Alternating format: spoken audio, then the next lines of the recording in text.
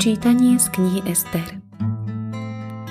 Kráľovná Ester v smrteľnom nebezpečenstve, ktoré hrozilo jej národu, hľadala útočište u Pána. Padla na zem so svojimi služobnicami a od rána až do večera sa modlila.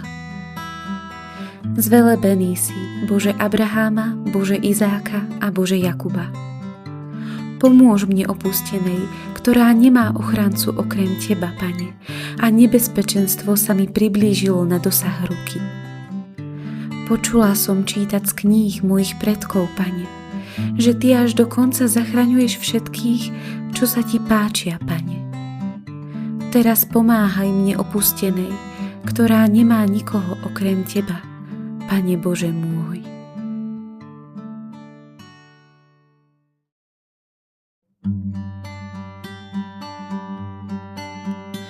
Bože, pomôž mne opustenej, ktorá nemá ochrancu okrem Teba.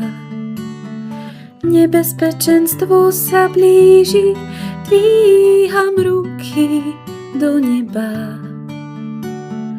Počula som čítať z kníh mojich predkov, Pane, že až do konca zachrániš všetkých, čo sa Ti páčia, Pane. Teraz pomáhaj aj mne, opustenej, ktorá nemá nikoho, okrem jedinej záchrany, Pána Boha.